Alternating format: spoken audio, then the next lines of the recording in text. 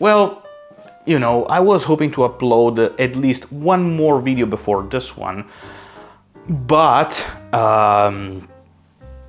things, and I'm just uploading this for November, which is not a bad thing. Thankfully, there are this kind of video, the Cory monthly painting journey, which might not be the most interesting kind of video in my channel. I am aware of that, but at least these are the most fun and cozy type of video that I do here, just because, you know, I love painting miniatures, but I also love to talk about painting miniatures and miniatures in general, and that what makes me feel happy, and I hope that at least you're interested. Hello my dear friends, I'm Cory. Welcome to the Cory monthly painting journey of November, which I know we are in December, but for this kind of video it makes sense because I show you all the models that I've painted the previous month and give you an update on maybe the channels and stuff and my opinion on painting models and experience, whatever, just a cozy, since I used that word before, type of video in which I just talk and exchange opinions and, you know, we have some fun because talking about miniatures is fun, at least for me. So, what did I paint this month? Oh boy, I have painted one of the oldest model, well, oldest in the sense that I have just started painting that model and then I left it there for like years.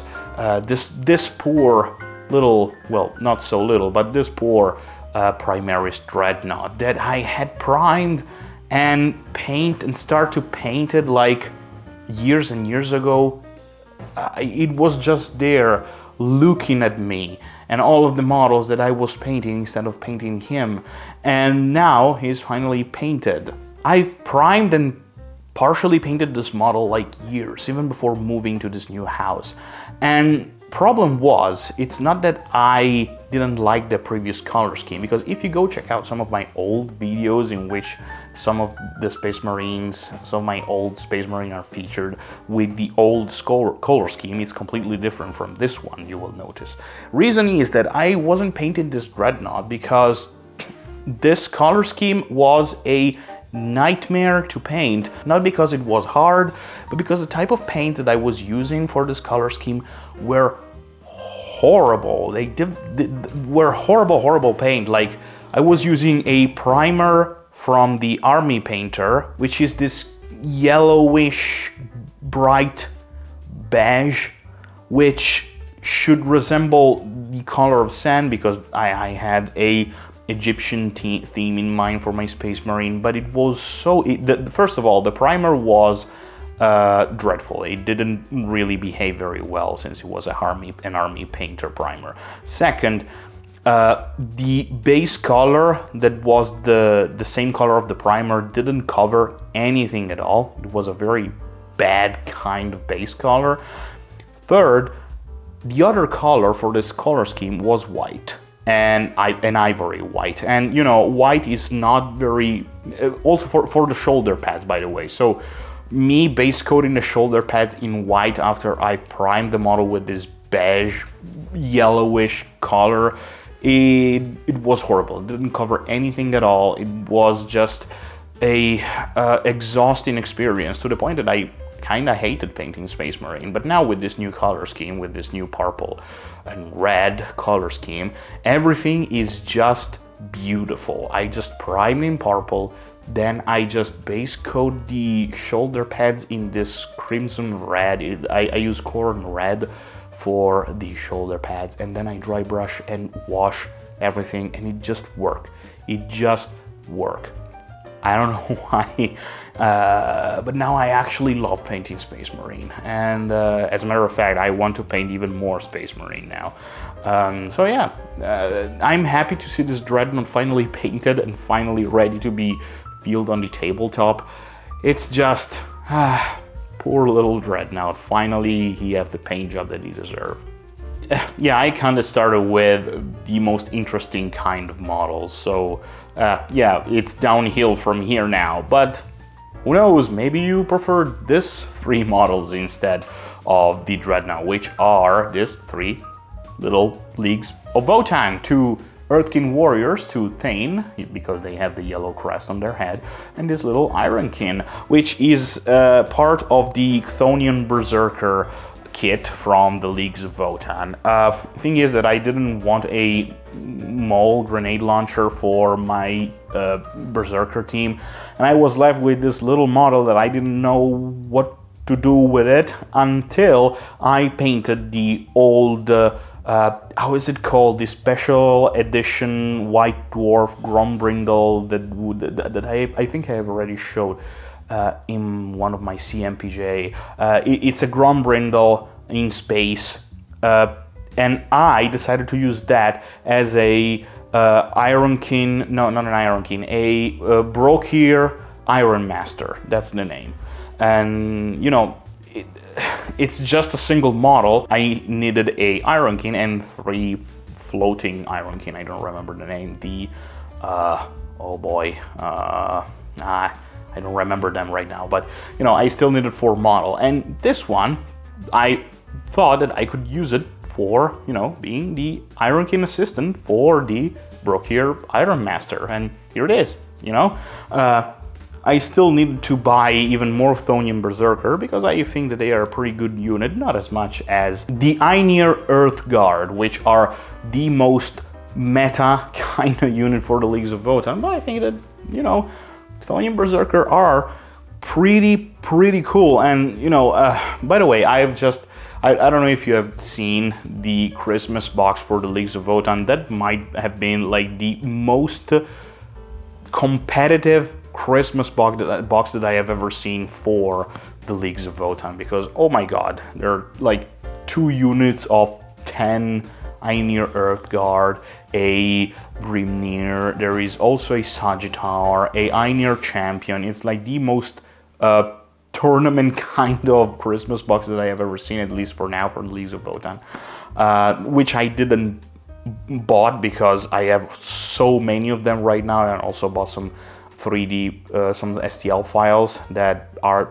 the same, basically the same thing as the one that you can buy from GW. So I don't need to buy from GW. I can just print my own. And speaking about printing your own Votan, these 2 models are completely 3D printed, head to toe. I needed 2 Thane because the thing is that I already have 3 10-man squad of Earthkin Warrior for my Leagues of Votan, and I have all of them with their respective Thane armed with a melee weapon and a pistol. And at least for the 2 Ion Blaster squads, I want my Thane to also have an Ion Blaster because I just think it's worked better. And I didn't really want to buy an entire box, so I 3D printed just 2 of them. And here they are. Both of them come from the exotic Gribble STL files, the Ember Watch, Ember Folk, Altair Ember Folk, I don't remember, but they are basically 101 the same model that GW sell. And I'm pretty sure that if you go to a tournament with an army of 3D printed model from the exotic Gribble, not even the official of Game Workshop will notice the difference. So yeah, kudos to the exotic Gribble, my favorite STL file sculptor, 3D sculptor, because he does an amazing job. He also has released a new kit for the Leagues of Votan in a winter theme, which I should also buy because they look pretty cool, and I also like to have, like, you know, winter kind of Votan, which with my army doesn't make a lot of sense because they are in the middle of the desert, but you know, at night deserts are cold, so they might have winter coats, at least at night. I don't know, or maybe it's a desert, a really cold one, right? And what about we end with some Bretonnian Knights? Well, again, these are not Bretonnian Knights. These are part of a Reaper miniature set, which I don't remember the name, but 2 of them were already featured in the previous Cory monthly painting journey.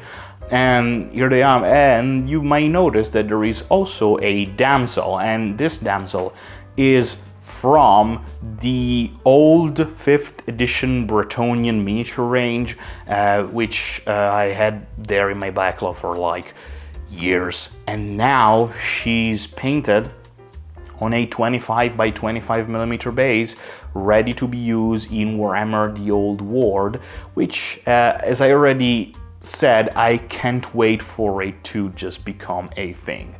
I'm seeing the rule released on Warhammer Community, and I have to say, the rules look pretty cool. I am extremely happy and ready for the Old World. I just want to paint an entire Bretonnian army because, oh boy, I don't really want to start the Old World without an army ready to play with. And I really love Bretonnians. Problem is that I like Bretonnians, but I don't like my Bretonnian army to have just one single color scheme spread out to the entire army. I just want every single one of my knights to have their own heraldry. And I know this is going to be a daunting and horrible experience, painting every single knight like it's a centerpiece, but I think that I will be more happy this way, even though I will be extremely exhausted, than just have a army of knight with every knight with the same heraldry, which, you know, I know it's justified in the rules and in the lore of Warhammer the Old War, but it just doesn't sound right to me. I mean, these are knights. They have their own heraldry. They have fought to gain the heraldry.